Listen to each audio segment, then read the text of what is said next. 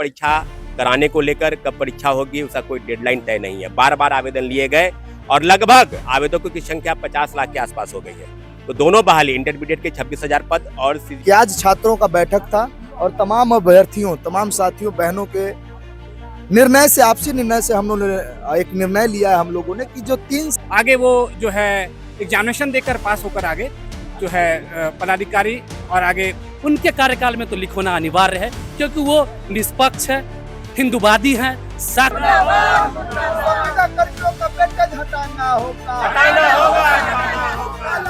वापस लेना होगा। एक बार फिर बिहार में छात्रों के आंदोलन को लेकर तैयारी शुरू हो चुकी है। नमस्कार, आप देख रहे हैं वॉइस हब और मैं हूं शालिनी। दरअसल बीएसएससी इंटर, सीजीएल 4, बीएसओ समेत कई भर्तियों और संविदा कर्मियों के लिए छात्र नेता सौरभ कुमार ने आवाज उठाई है। उन्होंने कहा है कि 14 जुलाई को तालाबंदी रखी जाएगी। जी हां, ये एक तरह का प्रोटेस्ट रखा जाएगा सरकार के खिलाफ। उन्होंने कहा है कि इसकी वजह यह है कि इस मामले पे कई समय से बात की जा रही है, ये मामला उठाया जा रहा है, मुद्दा उठाया जा रहा है, लेकिन सरकार की तरफ से कोई प्रतिक्रिया नहीं आ रही है, उनकी तरफ से कोई मदद नहीं की जा रही है। तो चलिए वीडियो में देखते हैं क्या कुछ कह रहे हैं छात्र नेता सौरभ कुमार इस मामले को लेकर। जो है बीएसएससी, सीजीएल 4, बीएसएससी इंटरमीडिएट बहाली और अन्य बहाली की मांग को लेकर आज गांधी मैदान गांधी मूर्ति के पास बैठक बुलाई गई थी और बड़ी संख्या में एसएससी के अभ्यर्थी ने तय किया है कि विगत 3 वर्षों से जो बीएसएससी सोई हुई है, जो अभी तक कुंभकर्णी नींद में जो सोई हुई है, अभी तक परीक्षा कराने को लेकर कब परीक्षा होगी उसका कोई डेडलाइन तय नहीं है। बार बार आवेदन लिए गए और लगभग आवेदकों की संख्या 50 लाख के आसपास हो गई है। तो दोनों बहाली इंटरमीडिएट के 26,000 पद और सीजीएल 4 के लगभग 1800 पद, इसके साथ साथ बीएसओ और सबसे बड़ा जो मुद्दा है वो संविदा कर्मी का काला कानून। इन मुद्दे को लेकर हम लोग आज बैठक की है और बैठक के बाद ये तय हुआ है कि 13 तारीख तक अगर आयोग की तरफ से परीक्षा कराने को लेकर कोई स्पष्टीकरण नहीं आया तो 14 जुलाई को बिहार कर्मचारी चयन आयोग के दफ्तर का घेराव किया जाएगा। बड़ी संख्या में अभ्यर्थियों के साथ तालेबंदी की जाएगी और निश्चित रूप से जो सरकार जो व्यवस्था कहती है कि 1 करोड़ सरकारी नौकरी और रोजगार, तो ये सीधा स्पष्ट संदेश है कि आप कुछ नहीं कराना चाहते हैं, बार बार आवेदन लेकर अभ्यर्थियों को गुमराह कर रहे हैं। सिर्फ आवेदन देने भर से अगर हो गया रहता तो कई बार आवेदन दिए गए, तो अब आवेदन देने का मामला समाप्त हो चुका है। अब मामला आगे की लड़ाई आर पार की है, इसलिए हम लोग 14 जुलाई के दिन घेराबंदी का काम करेंगे। अनुप जी, आप क्या कहना चाहेंगे? अमन जी, देखिए सबसे पहले बात है कि किसी भी परिस्थिति में काटिए इसको महाराज, देखिए सबसे बड़ी बात है कि आज छात्रों का बैठक था और तमाम अभ्यर्थियों, तमाम साथियों, बहनों के निर्णय से, आपसी निर्णय से हम लोगों ने एक निर्णय लिया है हम लोगों ने कि जो 3 साल से जो परिपाटी बीएसएससी चलाती आ रही है उसको अब बंद करना होगा। तमाम चीज सौरभ भैया रखे हैं, लेकिन इसमें एक चीज हम ऐड करना चाहते हैं कि किसी भी परिस्थिति में बिहार के युवाओं से हाथ जोड़ के आग्रह है, आपको हर हाल में अपने भविष्य के लिए, अपने हक और अधिकार के लिए 14 जुलाई को आना होगा। 14 जुलाई को हम लोग जो है आप तमाम अभ्यर्थियों से, बिहार के युवाओं से आग्रह कर रहे हैं कि आप लोग पहुंचिए पटना और पटना में बीएसएससी का घेराव करेंगे, बांस, बल्ला और ताला लगाने का काम करेंगे इतना मोटा। और जब तक हमारी तमाम मांगे, बीएसएससी इंटर स्तरीय की परीक्षा की घोषणा, संविदा कर्मियों को जो एक्स्ट्रा 25% का वेटेज दिया जा रहा है उसकी समाप्ति, सीजीएल 4 बहाली की परीक्षा, परिचारी, वीएसओ, तमाम लंबित चीजों पर अगर बीएसएससी अपना रुख अख्तियार नहीं करती है तो हम लोग अंतिम फैसला यही है कि बीएसएससी आयोग में ताला हम लोग मारने का काम करेंगे। 3 साल से पहले से आप लोग कहाँ थे जो अभी आप लोग एक्टिव हुए? भैया हम लोगों ने 2024 में, 2025 में भी ज्ञापन सौंपा है। लोकतंत्र में हम लोग रहते हैं ना, कानून का राज है और कानून के राज्य में कानून के तहत ही चलेंगे। तो पहले हम लोग ज्ञापन दे करके उनको जगाने का काम किया है, लेकिन कुंभकर्णी आयोग जागने का नाम नहीं ली। तो अब सिंपल सा बात है, हमारे पास अगर भैया हमारे पास अब कोई रास्ता नहीं बचा है, क्योंकि हम आर्थिक रूप से कमजोर हो चुके हैं, सामाजिक स्तर से नकारेपन का ठप्पा लग गया हुआ है कि ये कुछ नहीं कर पाएंगे। हम योग्य होते भी इस आयोग के द्वारा अयोग्य साबित कर दिए गए हैं। तो हम लोग सिंपल सी बात है कि निकम्मे आयोग को बंद करने की तैयारी में है। 14 तारीख को फैसला लें। छात्र नेता अनुज है, तमाम मुद्दों पर बात करेंगे, तो पीछे कर लीजिएगा। और किन किन मांगों को लेकर आप एकत्रित हुए हैं छात्र संगठन से? हमारे साथियों ने बता ही दिया होगा किन मांगों को लेकर है।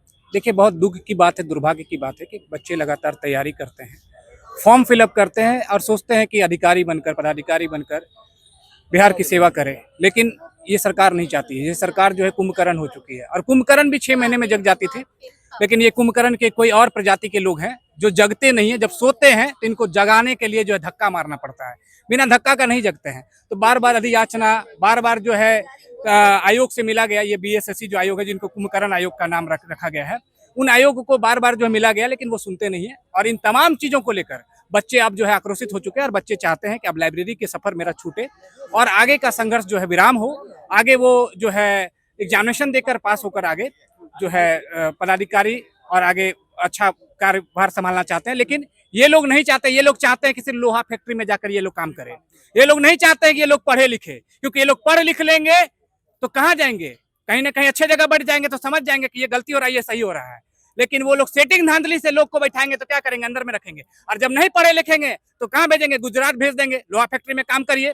कहाँ भेजेंगे, तमिलनाडु भेज देंगे, और वहाँ बिहारी को पीटा जाएगा। तो ये लोग नहीं चाहते हैं कि बिहार कभी आगे बढ़े। ये नहीं चाहते कि केरल बने, बिहार निचले पायदान पर रहे और अशिक्षित रहे, बिहार आगे नहीं बढ़े। लेकिन बिहार का युवा अब जग चुका है। बिहार का युवा, ये लोग सारे जेनजी युवा हैं। ये बिहार के युवा पढ़ने वाले हैं और अब लड़ना भी जानते हैं, क्योंकि वही किताबों में इन्होंने पढ़ा है कैसे आज़ादी मिली थी। तो जब इनकी गुलामी हो चुकी है, जब ये लगातार जो है 3 साल 4 साल 5 साल से मेहनत कर रहे हैं और कहीं ना कहीं फॉर्म को दोबारा ओपन किया जाता है, तो ये गलत हो रहा है। इसी के खिलाफ ये लोग लड़ाई कर रहे हैं। आपका क्या कहना है? देखिए, हम लोग 3 साल से परेशान हैं। 2023 में फॉर्म आया, फिर CGL का 2024 में आया। छात्र हैं? बिल्कुल, हम छात्र हैं। तो 3 साल से वेट कर रहे हैं, एग्जाम डेट का अभी तक नहीं है। हम लोग चाहते हैं, आयोग से मांग करते हैं कि जल्द से जल्द 14 जुलाई से पहले एग्जाम डेट घोषित किया जाए और संविधान वाला मुद्दा खत्म किया जाए। अगर 14 जुलाई से पहले एग्जाम डेट नहीं आता है तो हम लोग 14 जुलाई को आयोग में ताला मारने का काम करेंगे। एक छोटा सा वाक्य है ना कि लहर का खम निकाला जा रहा है, नदी पे बांध डाला जा रहा है। अब पलकों पे नींदे कहाँ, सरकारी नौकरी का ख्वाब पाला जा रहा है।